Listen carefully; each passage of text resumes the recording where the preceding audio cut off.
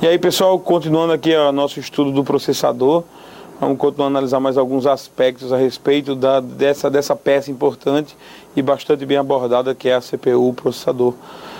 Vindo aqui para o quadro, o nosso próximo assunto é a palavra de um processador, tá? É comum haver menções eu comprei, estou usando um processador de 64 bits, né? 64 bits. É comum haver esse tipo de menção, é comum haver menção aos 32 bits, né, que era a geração atual. Estamos agora totalmente imersos nas 64 bits, né? E quando muitas pessoas não sabem, na verdade, o que é que isso significa, né? Não sabem o que é que significa o 32 ou 64 bits. Tá? Isso é o que nós chamamos de palavra de um processador, tá?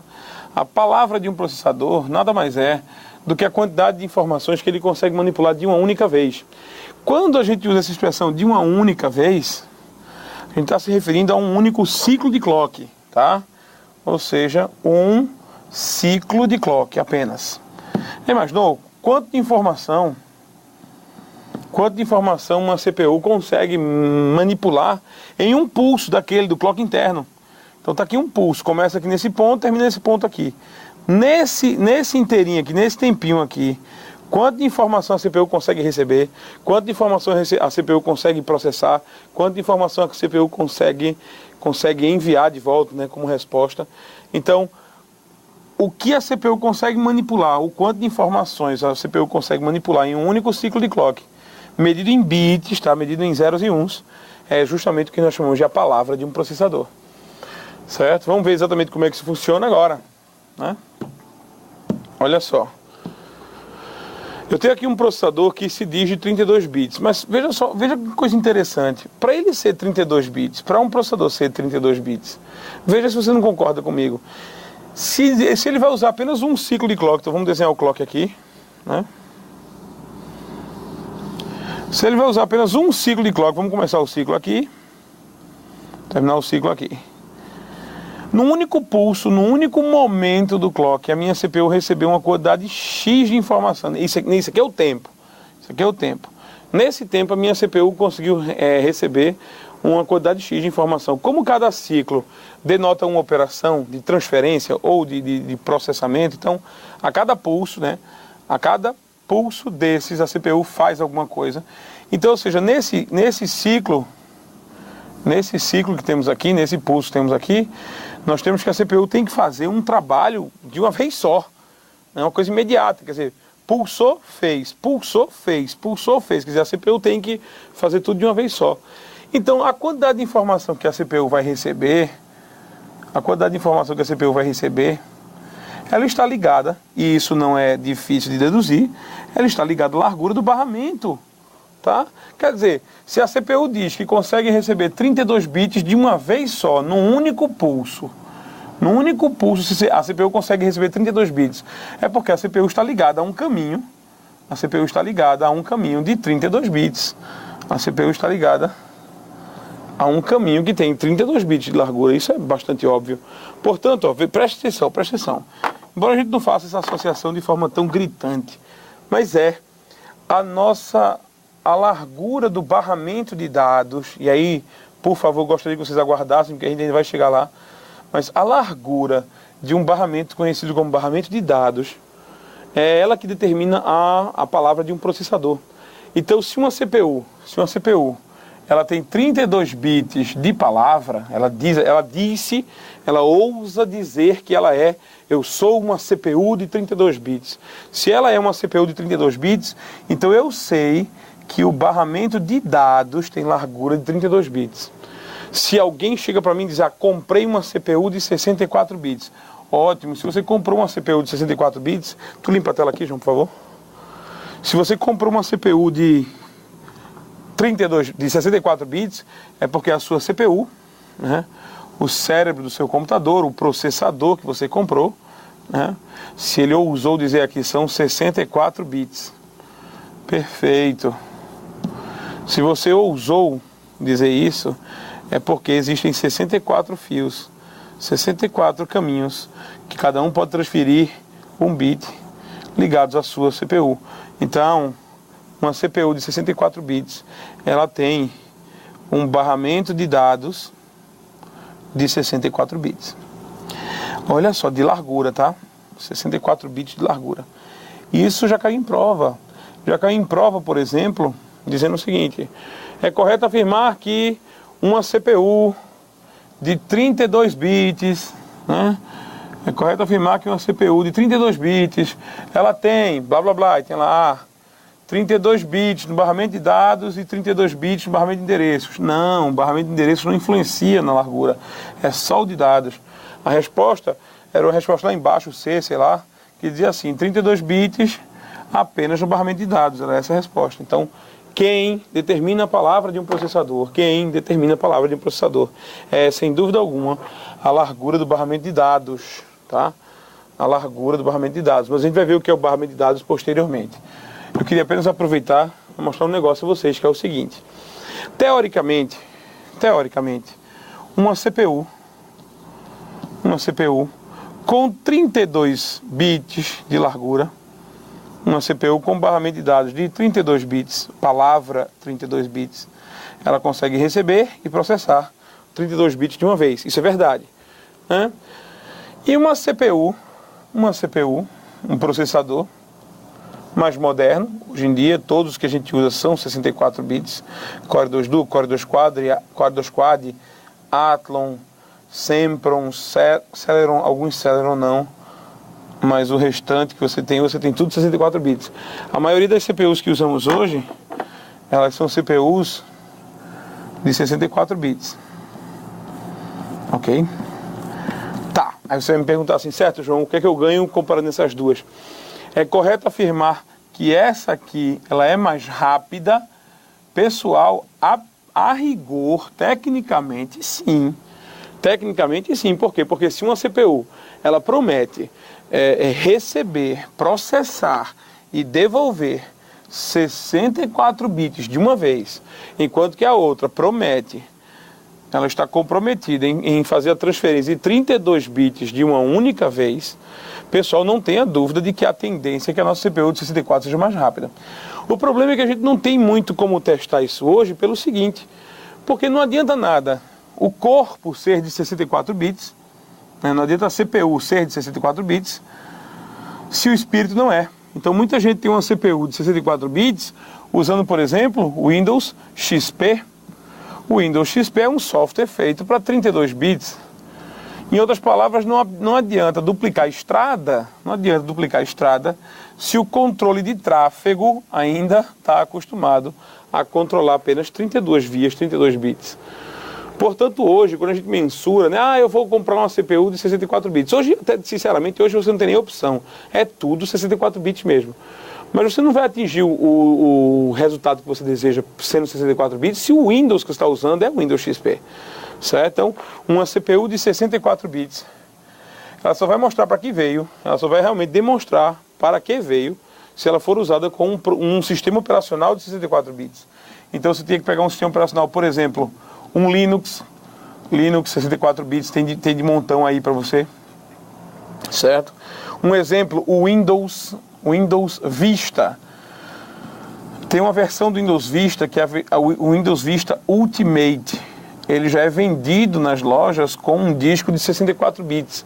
Então você poderia usar o Windows Vista Ultimate como para poder levar a sua CPU ao máximo de potência que ela tem. Sinceramente, eu prefiro o Linux, tá? Então, para usufruir dos 64 bits bem, eu acho que o Linux tá de bom tamanho, não tenha dúvida, certo? Assim, o Windows Vista Ultimate ainda tem certos probleminhas, diga-se passagem, muitos probleminhas. Então, ou seja, a questão é a seguinte: se cai na prova, né?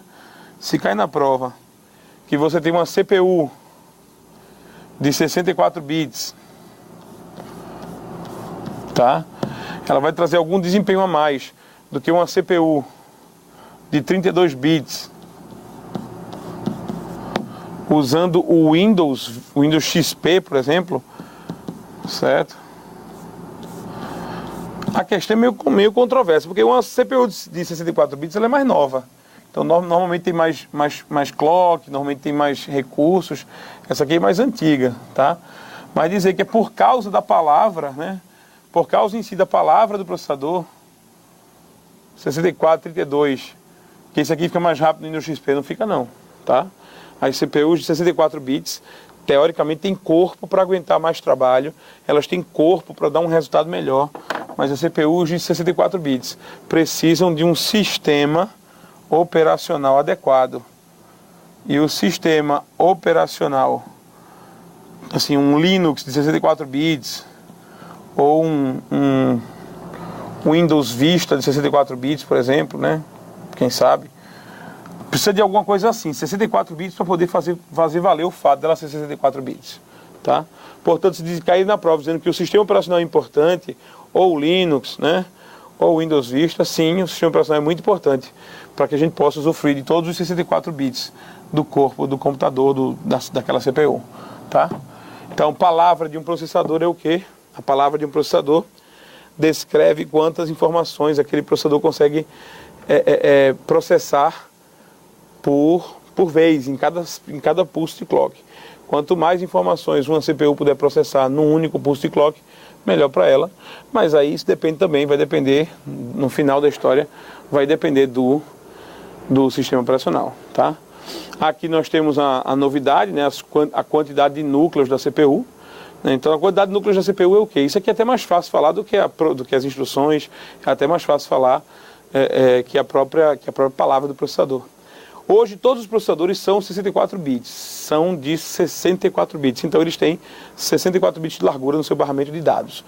Mas alguns processadores trazem de fábrica uma característica interessante. Essa característica é o fato de eles terem 2 ou mais núcleos de processamento, 2 ou mais CPUs no único processador. Então você tem aqui, ó, isso aqui são 2 núcleos, né, 2 cores, como a gente costuma chamar, tá? Eita, eu estou pegando aqui a mania do Gustavo Barquete, a letra do Gustavo Barquete. Tomara que dê para ler minha letra. Então, 2 ou mais núcleos, tá? O que é que significa? Significa engraçado, é uma coisa engraçada. Vamos lá. Vamos brincar um pouquinho sobre núcleos, né? Com núcleos. João, tu me dá uma tela branca? Olha só que coisa interessante, né? Durante muito tempo, as duas principais fabricantes, vamos chamar aqui de X e Y, né? A Intel e a AMD, as duas principais fabricantes, elas brigavam entre si pelo domínio do mercado de processadores. Basicamente existem elas duas. Existem outros fabricantes, mas as mais eficientes e mais assim, famosas são essas duas aqui. Então imagina, a fabricante X lançou um processador com clock interno de 2.6.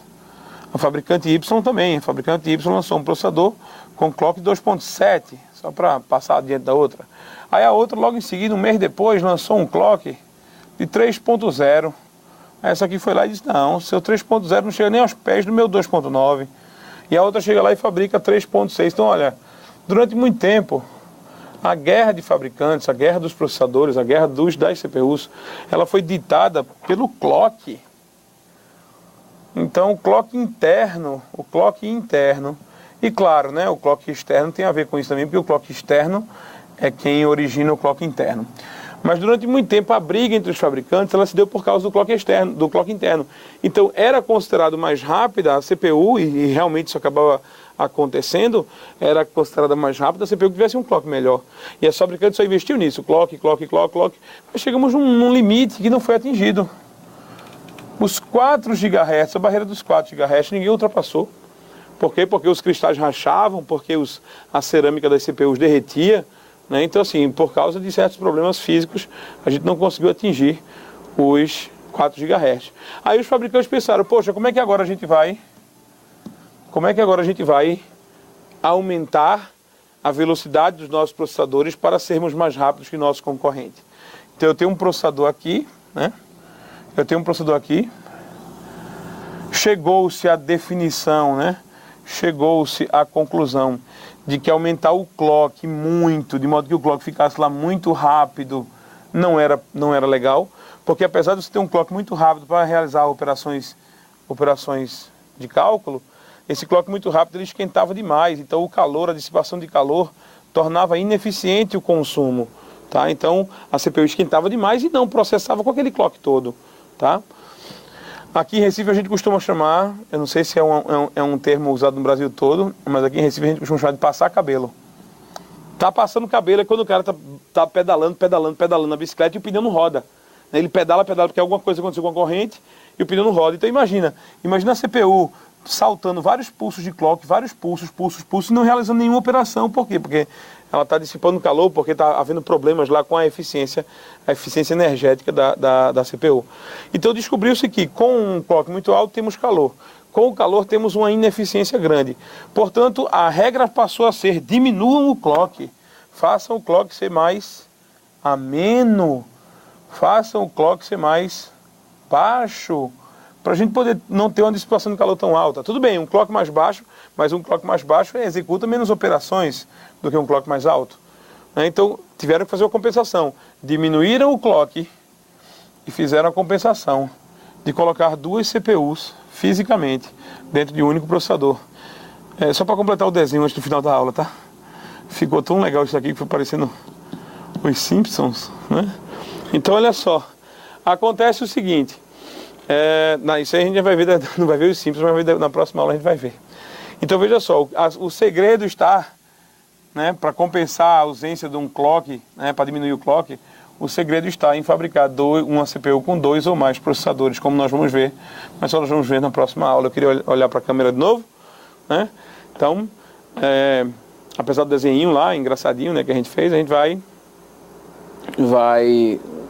eu vou desenhar da forma certa, né, com um desenho que já tem lá no nosso slide, explicar a você a ideia do dual core, explicar a você a ideia do quad core, a ideia de vários processadores que estão vindo aí no mercado. Daqui a pouco a gente vai tratar disso na próxima aula, se Deus quiser.